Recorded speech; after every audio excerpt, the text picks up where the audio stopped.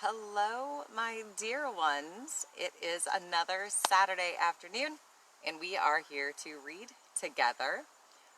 It is well into October now, but short sleeves because it's Indiana, so of course it's going to be 70, 80, however many degrees today. But we do have a fire because it's October. And yeah, it's going pretty well, so I am happy about that. Bit of a different setup today. I actually broke down and bought a tripod so that we could kind of see what was going on and play a little easier, I think. I am so happy to see you guys. It's been a busy week. We had another awesome show last night.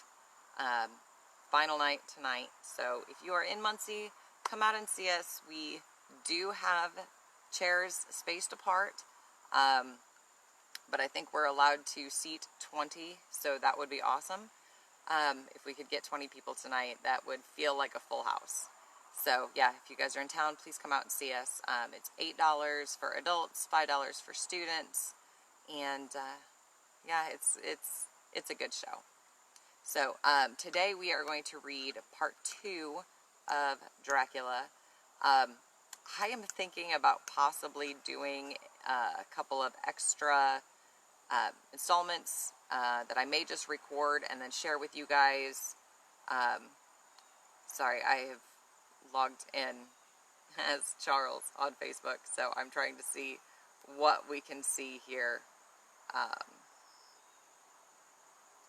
Let me see. Ah-ha-ha. There we go. And I may have to... Oh, I'm definitely going to have to mute that speaker. That is really loud. Okay. So yeah. Hi, everybody. Oh, there are a couple of comments already, so let me just open those so we can see what you guys are into. Oh, I wish you guys could be here to see the show too, Cheryl. I'm sorry that it didn't work out. But there's always another show in the works, at least in my head. So, yeah, we're going to go with that. Danny and the Deep Blue Sea will probably be the next one I do. And I don't know when we're going to do that. I would like to get it for February, but they are working on... they're going to do David Mamet's Race in April, which is going to take a lot of work. It's a story with a lot of heart and feelings and emotions, and yeah. So we want to make sure we don't cramp those guys' style and get in their way, because their work is far more important than anything else we could be doing. So. Let's get started with Dracula Part 2, but yeah, as I was saying, I might do some extras, post them here, let you guys know, because I would like to read the last chapter on Halloween. It is a Saturday. So we will take a look at that, see what we need to do to make sure that we are on the final chapter for our Halloween reading. So let's get started with Part 2 of Dracula. Whitby Abbey was a most noble ruin, of immense size and full of beautiful and romantic bits. Between it and the town there was another church, the parish one, round which was a big graveyard all full of tombstones. This was to Mina's mind the nicest spot in Whitby, for it lay right over the town and had a full view of the harbor. In one place, part of the stonework of the graves stretched out over the sandy pathway far below. There were walks, with seats beside them, throughout the churchyard, and people would go and sit there all day long, looking at the beautiful view and enjoying the breeze. Lucy Westenra had been chatting away for some time. She was looking sweetly pretty in her white lawn frock, but Mina Harker was uneasy.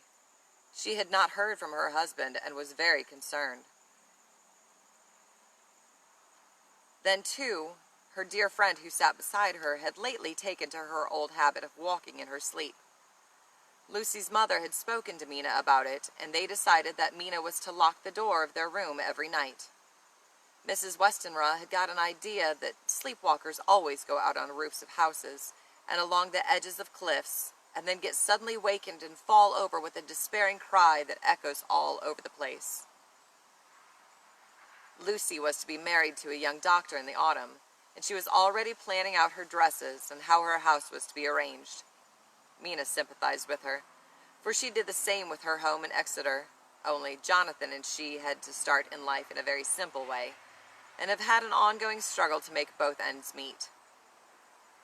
"He is really clever," said Lucy, referring to her fiancé.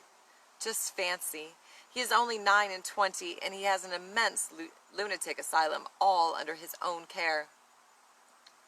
He has a curious habit of looking one straight in the face, as if trying to read one's thoughts. What a wonderful power he must have over his patients. He tries this on very much with me, but I flatter myself he has got a tough nut to crack. Oh, Mina, couldn't you guess? I love him. Am I blushing? But oh, Mina, I love him. I love him. There, that does me good." Of Jonathan Harker, no one had heard a word for a whole month. For Mina, the suspense was getting dreadful. She could only pray to God for patience. She pulled his last letter from her pocket. It was only a line that said his stay would be a little longer than he had planned. It did not read like him, and yet it was his writing. There was no mistake of that. Watching Mina study the letter, Lucy understood, and silently took hold of her hand. "I wonder where Jonathan is," said Mina, "and if he is thinking of me." It was mid-afternoon when the two women decided it was time to leave, as the day had turned gray, with the sun hidden in thick clouds. The sea was tumbling in over the shallows and the sandy flats with a roar, muffled in the sea mist drifting inland. Dark figures on the beach here and there were half shrouded in the mist. The fishing boats were racing for home, and rose and dipped in the groundswell as they swept into the harbor. As Mina and Lucy gathered themselves, the Coast Guard came along with his spyglass under his arm. He stopped to talk with the young women as he always did, but all the time kept looking at a strange ship. "I can't make her out," he said. "She's a Russian by the look of her, but she's knocking about in the queerest way. She doesn't know her mind a bit. She seems to see the storm coming, but can't decide whether to run up north in the open or to put in here. Look there again. She is steered mightily strangely, for she doesn't mind the hand on the wheel, changes about with every puff of wind. We'll hear more of her before this time tomorrow." The sun's downward way marked the prelude to the great storm with so very beautiful, so grand masses of splendidly colored clouds, that it drew quite an assemblage on the walk along the cliff in the old churchyard. Shortly before 10 o'clock, the stillness of the air became quite oppressive. There came a strange sound from over the sea, and high overhead the air began to carry a faint, hollow booming. Then, without warning, the tempest broke. The whole aspect of nature at once became convulsed. White-crested waves beat madly on the level sands and rushed up the shelving cliffs. Others broke over the piers, and with their spume swept the lanterns of the lighthouses which rose from one end of either pier of Whitby Harbor. The wind roared like thunder, and blew with such force that it was with difficulty that even strong men kept their feet, or clung with grim clasp to the iron stanchions. It was found necessary to clear the entire pier from the mass of onlookers, or else the fatalities of the night would have increased manifold.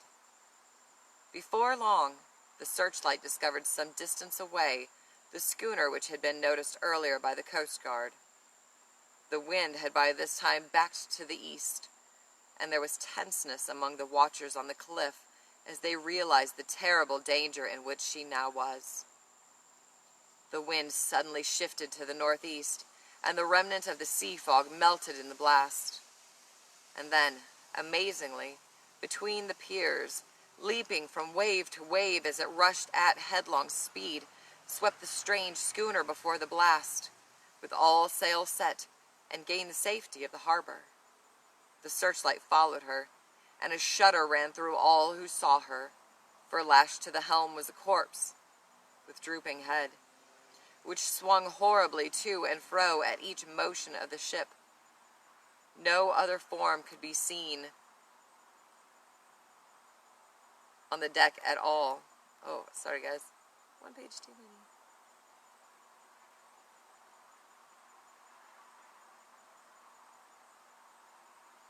Oh my goodness. I don't know where my pages went. Oh, okay. No other form could be seen on the deck at all. It turned out that he was the captain. It was believed he tied himself to the wheel when his strength failed to support him against the storm. The schooner turned out to be Russian from Varna, and was almost entirely in ballast of silver sand, with only a small amount of cargo.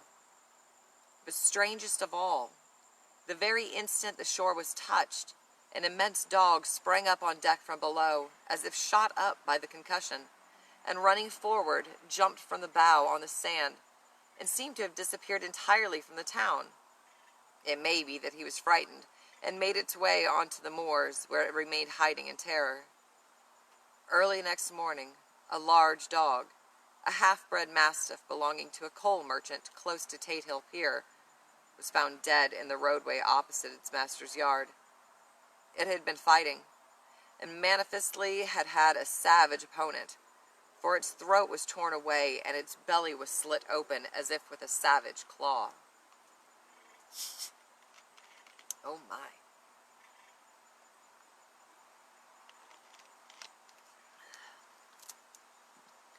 Lucy was very restless all night, and Mina too could not sleep. The storm was fearful, and as it boomed loudly among the chimney pots, it made her shudder. When a sharp puff came, it seemed to be like a distant gun. Somehow, she felt glad that Jonathan was not on the sea, but on land.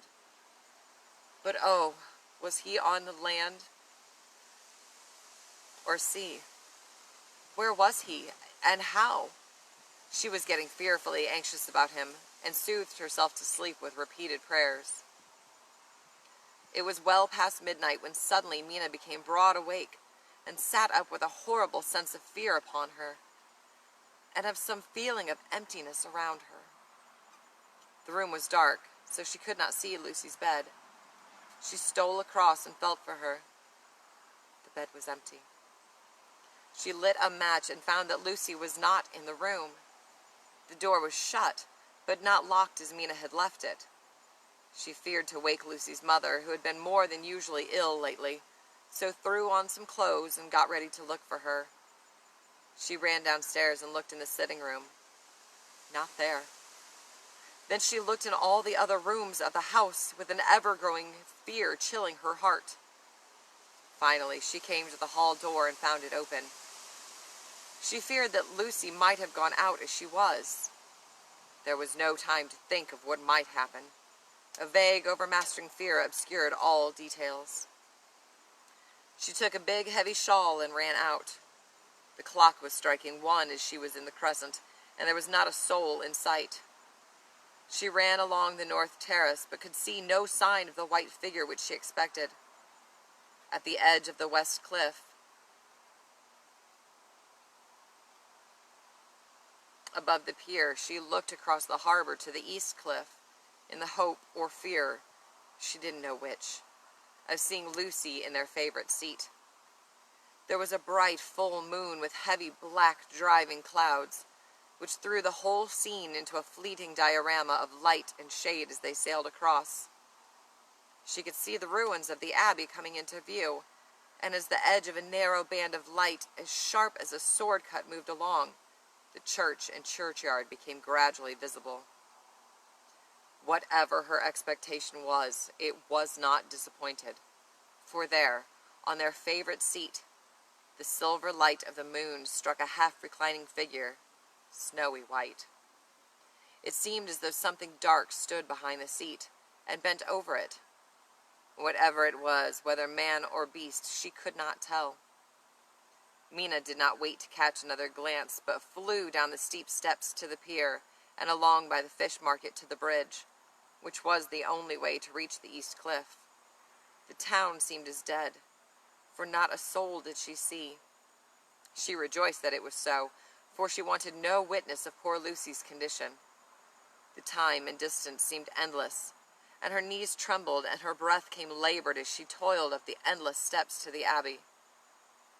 When she got almost to the top, she could see Lucy half reclining with her head lying over the back of the seat. She was quite alone, and there was not a sign of any living thing about. When Mina approached her, she could see that she was still asleep. Her lips were parted, and she was breathing, not softly as usual with her, but in long, heavy gasps, as though striving to get her lungs full at every breath. As Mina came close, Lucy put up her hand in her sleep and pulled the collar of her nightdress close around her, as though she felt the cold. Mina flung the warm shawl over her and drew the edges tight around her neck, and then began very gently to wake her. The young doctor had laid tossing about, and had heard the clock strike only twice, when the night watchman came, sent up from the ward to say that Renfield had escaped. Dr. Seward threw on his clothes and ran down at once. The patient was too dangerous a person to be roaming about. Committed by the magistrate just earlier that evening, he had been found cowering in the stores of the mystery ship and raving an apparent stowaway, and the only living thing on board, apart from a scattering of rats. After a brief interview, the doctor had made some preliminary notes, indicating, among other things, that the patient's behavior was consistent with undeveloped homicidal mania. Undeveloped. That is an interesting word. The attendant was waiting, and said he had seen him not 10 minutes before, seemingly asleep in his bed, when he had looked through the observation trap in the door. His attention was called by the sound of the window being wrenched out. He ran back and saw his feet disappear through the window. He was only in his night gear, and he could not be far off. The attendant was a bulky man and couldn't get through the window. Dr. Seward was thin, so with the attendant's aid got out, feet foremost, and as they were only a few feet above ground, landed unhurt. The attendant reported that the patient had gone to the left and had taken a straight line, so Dr. Seward ran as quickly as he could. As he got through the belt of trees, he saw a white figure reaching up a high wall, which separates the grounds from those of the deserted house. He was talking, apparently to someone, but the doctor was afraid to go near enough to hear what he was saying, lest he might frighten him and he should run off. Chasing an errant swarm of bees is nothing to following a naked lunatic when the fit of escaping is upon him. After a few minutes, however, the doctor could see that the patient did not take note of anything around him, and so ventured to draw nearer to him. He heard him say, "I am here to do your bidding, master. I am your slave, and you will reward me, for I shall be faithful. I have worshipped you and tended you through our long journey. Now that we have arrived, I await your commands. And you will not pass me by, will you, dear master, in your distribution of good things?" Seward was amazed as he watched him then scale the high wall with ease and disappear behind it. The doctor drew a whistle from his pocket and sounded a high-pitched signal which brought several trained dogs, who leapt the wall with agility equal to the patient, and cornered him with frantic barking before he could reach the house. 3 or 4 attendants, having brought a ladder, now crossed the wall. When they closed in on him, he fought more like a wild beast than a man. The doctor had never seen a lunatic in such a paroxysm of rage before, and hoped he would not again. Soon he was safe in a strait waistcoat and chained to the wall in a padded room. His cries were at times awful, but the silences that followed were more deadly still, for he meant murder in every turn and movement. When the patient thought he was alone, the doctor heard him whisper, "I shall be patient, master. It is coming, coming, coming. R. M. Renfield, age about 30. Sanguine temperament, great physical strength, morbidly excitable. Periods of gloom, ending in some fixed idea which I cannot make out. I presume that the sanguine temperament itself and the disturbing influence end in a mentally accomplished finish. A possibly dangerous man. So began the case history of Renfield, as recorded by Dr. Seward. Renfield's case grew more interesting to the doctor the more he got to observe the man. The subject had certain qualities very largely developed: selfishness, secrecy, and purpose. His redeeming quality was a love of animals, though he had such curious turns in it that it might be that he was only abnormally cruel. His pets were of odd sorts. His hobby was catching flies.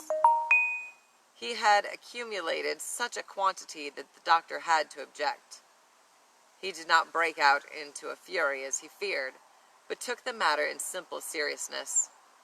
He thought for a moment and then said, "May I have 3 days? I shall clear them away." He then turned his mind to spiders and got several very big fellows into a box, to which he began feeding his flies. When a horrid blowfly, bloated with some carrion food, buzzed into the room, he caught it, held it exultantly for a few moments between his finger and thumb, and before the doctor knew what he was going to do, put it in his mouth and ate it.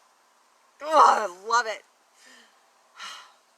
He argued quietly that it was very good and very wholesome, that it was life, strong life, and gave life to him.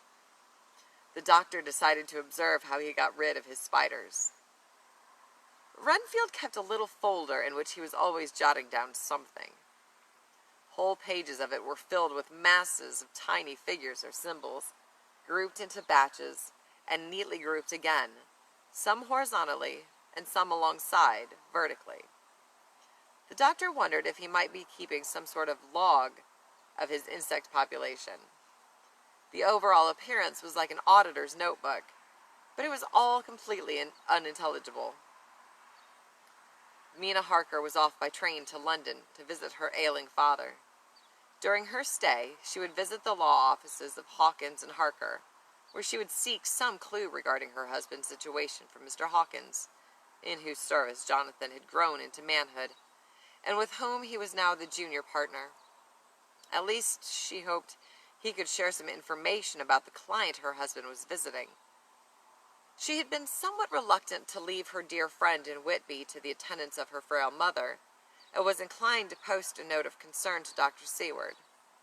But Lucy had recovered so remarkably in the preceding few days that she decided not to impose her opinion upon the doctor, whom she had not met yet, and whose visits to Lucy she knew would reveal all. Alas, her friend's rally was short-lived. No sooner had Mina departed than the sleepwalks began again, and with increasing detriment to Lucy's health. When he called upon her, Dr. John Seward was so appalled at her condition that he proposed to her mother that he should take her to, that is to say, admit her, as a patient in the asylum immediately. Sleepwalking was, after all, in its severest form, a potentially dangerous mental condition. Lucy's mother felt most fortunate to have her daughter's well-being entrusted to the affianced young doctor, for whom she had the utmost respect and affection. The transition was made, yet Lucy grew weaker. Dr. Seward could not understand her fading away as she was doing. She ate well, and slept well, and enjoyed the fresh air, but all the time the roses in her cheeks were fading, and she got weaker and more languid day by day. At night he watched her gasping as if for air. He was in doubt, and so did the best thing he knew. He wrote to his old friend and master, Professor von Helsing of Amsterdam, who knew as much about obscure diseases as anyone in the world. He asked him to come. Renfield, had managed to get a sparrow and partially tamed it. His means of taming was simple, for the spiders had diminished. Those that did remain, however, were well fed, for he still brought in the flies by tempting them with his food. Soon he had a whole colony of sparrows, and his flies and spiders were almost obliterated. One morning, when Dr. Seward visited Renfield very early, before the attendant made his rounds, he found him up and humming a tune. He was spreading out his sugar, which he had saved in the window, and was manifestly beginning his fly-catching again, and beginning it cheerfully and with a good grace. The doctor looked around for his birds, and not seeing them, asked him where they were. He replied, without turning around, that they had all flown away. There were a few feathers about the room, and on his pillow, a drop of blood. Guys, I love this story so much. Let's see. No new comments, but I hope that means you guys are just enthralled and can't type. Van Helsing was a seemingly arbitrary man, but would, for a personal reason, do anything for his former pupil. He was a philosopher and a metaphysician, and one of the most advanced scientists of his day. He was known for his iron nerve, his temper of the icebrook, and his indomitable resolution, and together with the kindliest and truest heart that beat, an absolutely open mind. Upon his arrival, the professor was shown into the young doctor's study, and quickly reached for Seward's hand, while with his other he deposited upon the table a bag in which there were many instruments and drugs, the ghastly paraphernalia of our beneficial trade. Oh, thanks, Cheryl, as he once called them in one of his lectures. He immediately asked about Lucy's symptoms. When Seward said they were the same as in his letter, but infinitely more marked, Van Helsing looked very grave, but said nothing. When they walked into her room, both men were horrified. She was ghastly, chalkily pale. The red seemed to have gone even from her lips, and the bones of her face stood out prominently. Her breathing was painful to see or hear. Van Helsing's face grew set as marble, and his eyebrows converged till they almost touched over his nose. Lucy lay motionless, and did not seem to have strength to speak, so for a while they were all silent. Then Van Helsing beckoned to Seward, and they went gently out of the room. The instant he had closed the door, he stepped quickly along the passage to the next door, which was open. Then he pulled the young doctor quickly in with him and closed the door. "My God," he said, "this is dreadful.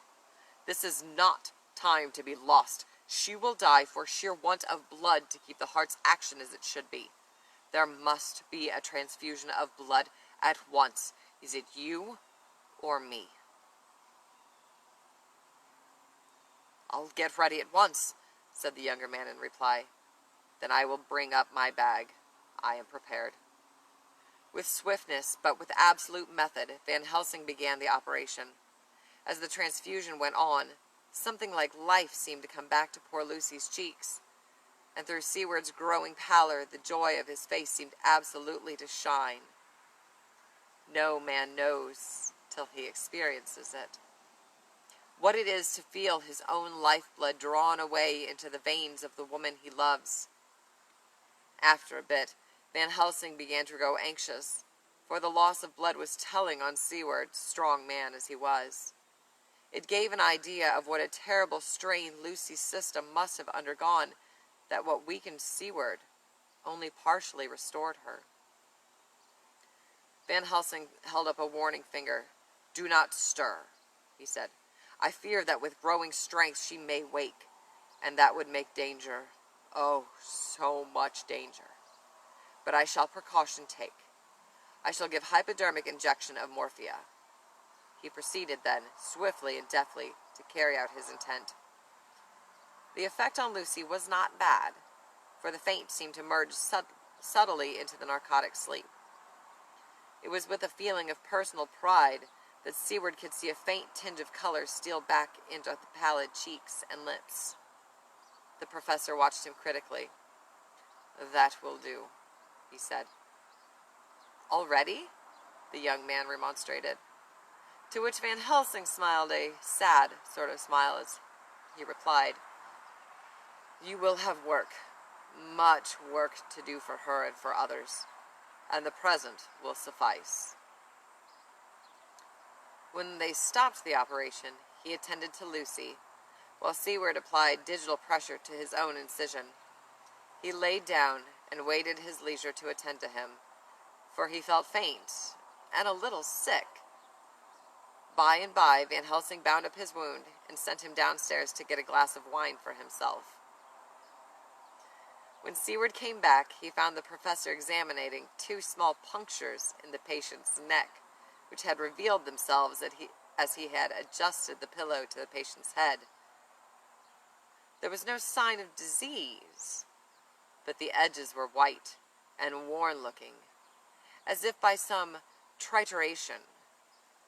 Seward asked the professor if he thought that this wound, or whatever it was, might be the means of that manifest loss of blood, but he abandoned the idea himself before the professor could answer. "No," he said, "such a thing could not be. The whole bed would have been drenched with the blood which the girl must have lost to leave such a pallor as she had before the transfusion."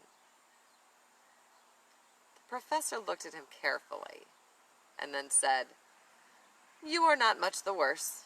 Go have much breakfast, and then go lie on your sofa and rest a while." Seward followed out his orders, for he knew how right and wise they were. He had done his part, and now his next duty was to keep up his strength. He felt very weak, and in the weakness lost something of the amazement at what had occurred. He fell asleep on his sofa, however, wondering over and over again how Lucy had made such a retrograde movement, and how she could have been drained of so much blood with no sign anywhere to show for it, with the 2 small wounds on her neck. The opiate worked itself off toward noon, and Lucy waked naturally. She looked a different being from what she had been before the operation. Her spirits even were good, and she was full of a happy vivacity, but there was evidences of the absolute prostration which she had undergone. At dusk, Seward made preparations for his long vigil. When the nurse had prepared her for the night, he came in, having in the meantime had supper, and took a seat by the bedside. He would sit up all night with her. Lucy did not in any way make objection, but looked at him gratefully whenever he caught her eye. "I owe you so much, John, for all you have done, but you really must now take care not to overwork yourself. You are looking pale yourself. You want a wife to nurse and look after you a bit, that you do." As she spoke, Lucy turned crimson, though it was only momentarily, for her poor wasted veins could not stand for long an unwanted drain to the head. The reaction came in excessive pallor as she turned imploring eyes on her betrothed. He smiled and nodded, and laid his finger on his lips. With a sigh, she sank back amid her pillows. After a long spell, she seemed sinking off to sleep, but with an effort seemed to pull herself together and shook it off. Seward tackled the subject at once. "You do not want to sleep?" "No, I am afraid." "Afraid to go to sleep? Why so? It is not the boon we all crave for." "Not if you were like me. If sleep was to you a presage of horror." "A presage of horror? What on earth do you mean?" "I don't know. Oh, I don't know. And that is what is so terrible. All this weakness comes to me in sleep until I dread the very thought." "But, my dear, you may sleep tonight. I am here watching you, and I can promise that nothing will happen. I trust you, she said. He seized the opportunity and said, I promise that if I see any evidence of bad dreams, I will wake you at once. You will? Oh, will you really? Then I will sleep.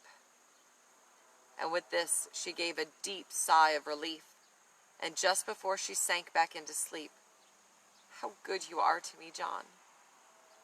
Presently she moved uneasily.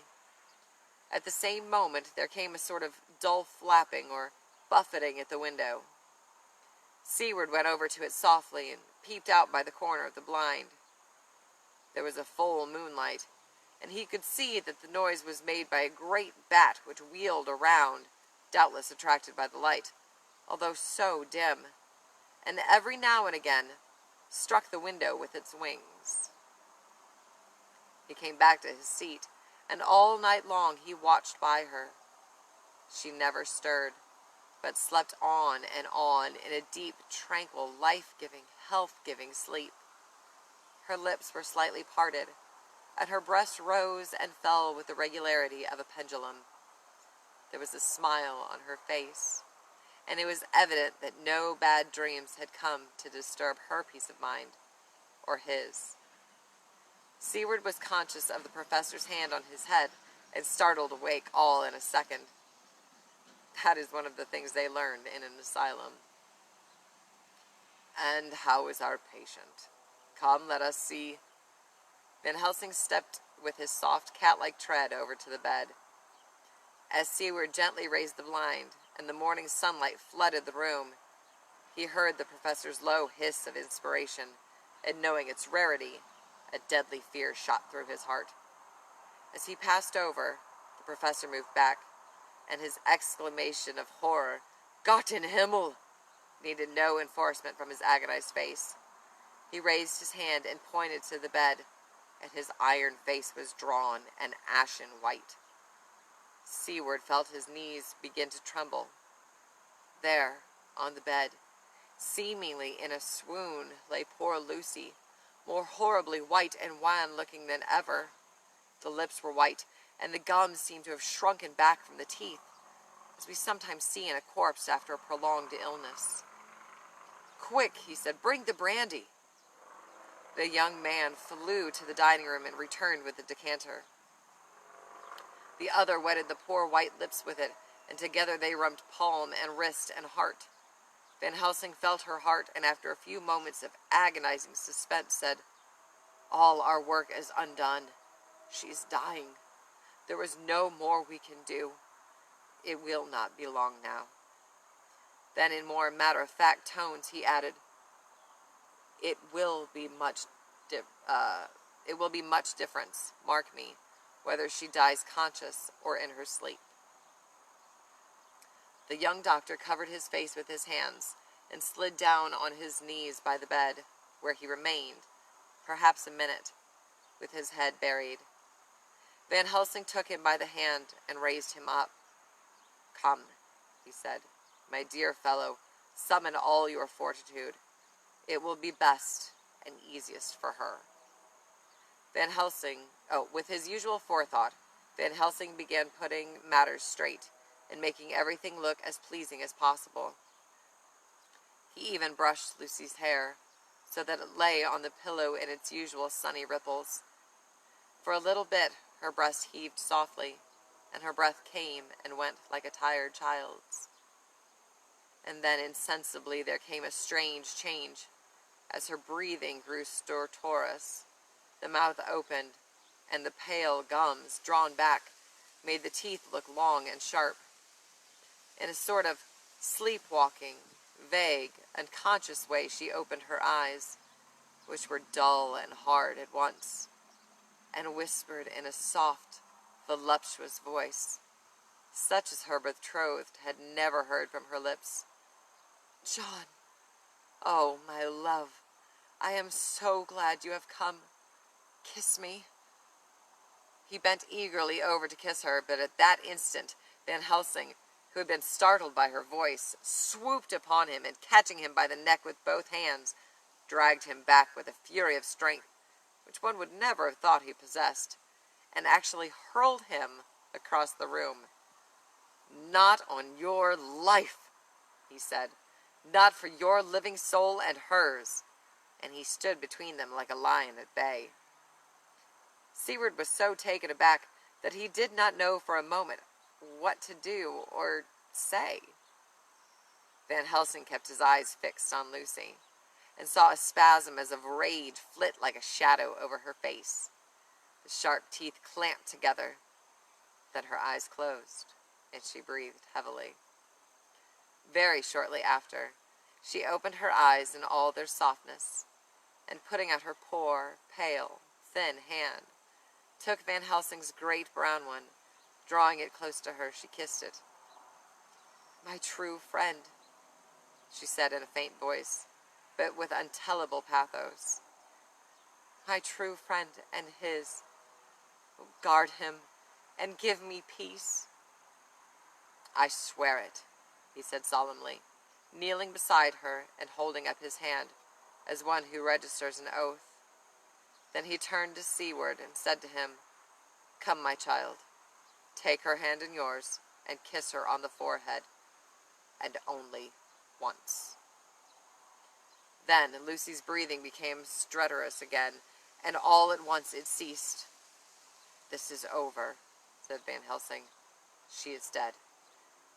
The young man sat down and covered his face with his hands, sobbing in a way that should have broken his mentor down to see.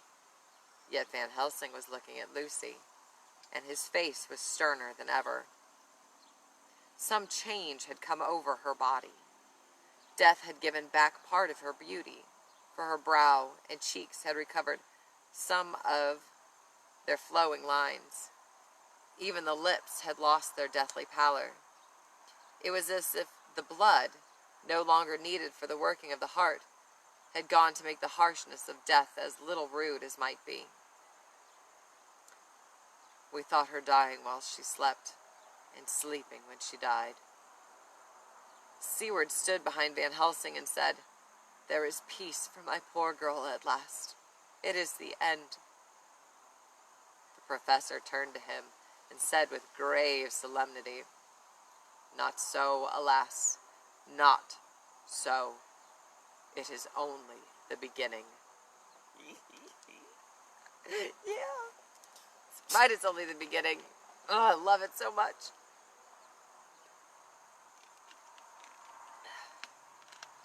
The funeral was arranged, and with Mrs. Westenra's blessing, Dr. Seward attended to all the ghastly formalities. She had provided the address of the father of Lucy's dear friend, Mrs. Harker, and he was engaged in his study preparing to send a telegram to London, when suddenly the door was burst open, and in rushed Renfield, his face distorted with passion. The doctor was thunderstruck, for such a thing as a patient getting of his own accord into the superintendent's study is almost unknown. Without an instant's notice, he made straight at Seward. He had a dinner knife in his hand. Seward tried to keep the table between them.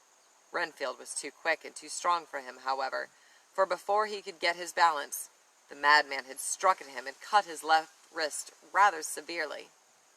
Before he could strike again, however, Seward got in his right hand, and the patient was sprawling on his back on the floor. Seward's wrist bled freely, and quite a little pool trickled onto the carpet.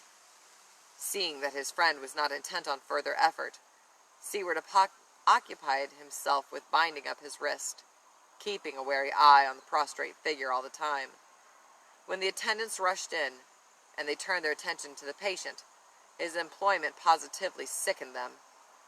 He was lying on his belly on the floor, licking it up like a dog, the blood which had fallen from the wounded wrist. He was easily secured, and to the doctor's surprise went with the attendants quite placidly, simply repeating over and over again, "The blood is the life. The blood is the life." Seward took his way to Paddington, where he arrived about 15 minutes before the train came in. The crowd melted away, after the bustling fashion common to arrival platforms, and he was beginning to feel uneasy, lest he might miss his guest. when a sweet-faced, dainty-looking girl stepped up to him, and after a quick glance said, "Dr. Seward, is it not?" "And you are Mrs. Harker," he answered at once, whereupon she held out her hand. "I knew you from the description of poor Lucy, but—" She stopped suddenly, and a quick blush overspread her face. The blush that rose to his own cheeks somehow set them both at ease, for it was a tacit answer to her own. She inquired about the well-being of Mrs. Westenra. The doctor replied that she was too weak to even attend her daughter's funeral, and he feared she was beginning to suffer mental lapses. He got her luggage, which included a typewriter, and they took the Underground to Fenchurch Street, after he had sent a wire to his housekeeper to have a sitting room and a bedroom prepared at once for Mrs. Harker. In due time they arrived. She knew, of course, that the place was a lunatic asylum, but he could see that she was unable to repress a shudder when they entered. Poor woman, she looked desperately sad and broken. She seemed to have shrunk somewhat under the strain of her much-tried emotions. She had been very genuinely and devotedly attached to her father, and to come straight from his funeral to another was a bitter blow to her. With Seward she was warm, but he could see that there was some constraint with her. After she tidied herself, she asked that he bring her to Lucy. He did so, and at the door she turned to him, saying hoarsely, "You loved her too. There was no friend who had a closer place in my heart than she. I don't know how to thank you for all you have done for her. I can't think yet." Here she suddenly broke down, crying, "Oh, Dr. Seward, what shall I do? The whole of life seems gone from me all at once, and there's nothing in the wide world for me to live for." He stood still and silent till her sobs died away, and then said softly, "Come and look at her." The room had been turned into a small chapelle ardente. There was a wilderness of beautiful white flowers, and death was made as little repulsive as might be. Together they moved over to the bed, and the doctor lifted the lawn from Lucy's face. God, how beautiful she was! Every hour seemed to be enhancing her loveliness. It frightened, amazed him somewhat. As for Mina, she fell to trembling, and finally was shaken with doubt as with an ague. At last, after a long pause, she said in a faint whisper, "Doctor, is she really dead?" He assured her sadly that it was so, that it often happened became softened and even resolved into their youthful beauty. After kneeling beside the couch for a while and looking at her lovingly and long, Mina turned aside. He told her that that must be goodbye, as the coffin had to be prepared. So she went back and took Lucy's dead hand in hers and kissed it, and bent over and kissed her forehead. She came away, fondly looking back over her shoulder. He left Mina in the drawing-room and went to the kitchen to tell the undertaker's men to proceed with the preparations and to screw up the coffin. When he came out of the room, again he led her to his study to offer some tea and sympathy before showing her to her room. When he heard her tell of her husband's mysterious disappearance, added to all her other griefs, he could not wonder at Mina's breakdown. Before he could decide whether to approach the situation as doctor or friend, she startled him by saying, "You helped to attend dear Lucy at the end. Let me hear how she died. For all that I know of her, I shall be very grateful. She was very, very dear to me." To her surprise, he grew to a positively deathly pallor as he said, "No, no, no, for all the world. I wouldn't let you know that terrible story." Then it was terrible. Mina's intuition was right. "The fact is," he continued awkwardly, "we do not yet know the reasons that led to her death. We are yet in the process of studying her case, and—" For a moment her eyes ranged the room, unconsciously looking for something or some opportunity to aid her. They lit on a great batch of notepaper on the table. His eyes caught the look at hers, and without his thinking, followed their direction and saw an opportunity to change the subject. You were wondering at the strange hieroglyphics on those papers. No, they are not a secret physician's code, only the meaningless scribblings of one of our most deranged patients. With a look of unusual interest, she picked up and perused the top sheet. These are not meaningless scribblings, she said. This is shorthand. Shorthand? Yes, it's not the most adept in style, but... And she began to interpret aloud what was in her hand. We went thoroughly into the business of the purchase of the estate at Purfleet. When I had got his signature to the necessary papers, suddenly she froze. Then she stood and grasped the next page from the table and continued reading silently. Seward rose, astonished by the wild look in her eyes, and said, Miss Harker, please. This was written by Jonathan. He is here. What have you done with him? The papers fell from her hands and scattered. She reached out for Seward, then stumbled forward and swooned into his arms. Seward rang for assistance, then he lifted her and carried her up to her room. He placed her on the bed, where she rested for the remainder of the night in a fever. At 8 a.m., Seward found the professor in the kitchen, intently studying the Westminster Gazette over a cup of tea. He poured himself a cup and sat down. After a moment, impatient for the elder's attention, he reflected aloud about the strange behavior of Mrs. Harker, which he had reported to the professor the previous night, as if he were resuming a conversation left off a minute ago.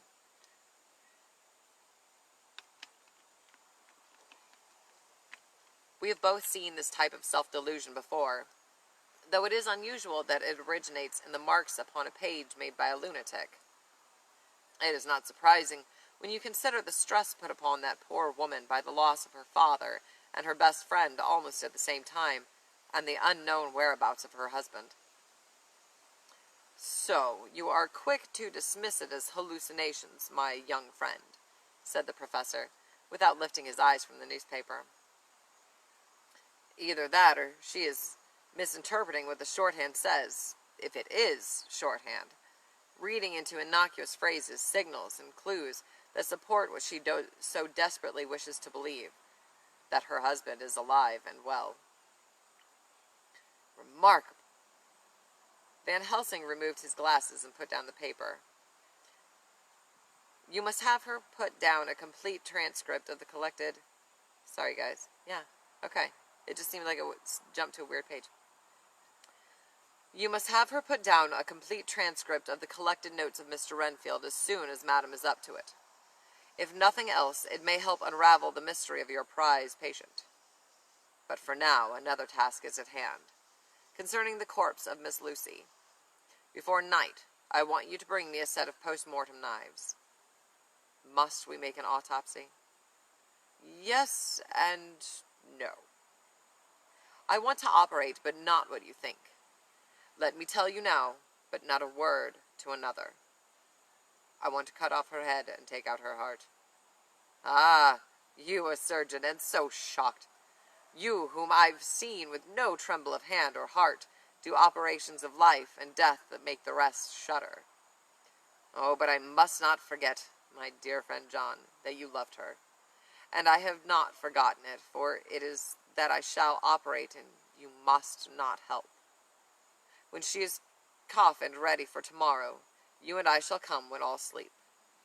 We shall unscrew the coffin lid, and shall do our operation, and then replace all so that none know save we alone. But why do it at all? The girl is dead. Why mutilate her poor body without need? And if there is no necessity for a post-mortem and nothing to gain by it, no good to her, to us, to science, to human knowledge, why do it? Without such it is monstrous. I cannot permit it. For answer, Van Helsing put his hand on the young doctor's shoulder and said, with infinite tenderness, friend John. I pity your poor bleeding heart, and I love you the more because it does so bleed. If I could, I would take on myself that you do bear. But to your authority I must bow. If faith in me you will not have, perhaps I am wrong. I hope I am wrong. And we shall be blessed that that which I seek to prevent will never come to pass. But I fear there are strange and terrible days before us. And we will leave it there for today. As I say, I may add on tomorrow. We'll see. Yeah, I don't know. I'm digging it. So you guys, thank you again for being here with me, and I will see you next Saturday. If I don't see you before, I'll just keep you posted. I love you guys. I'll see you soon.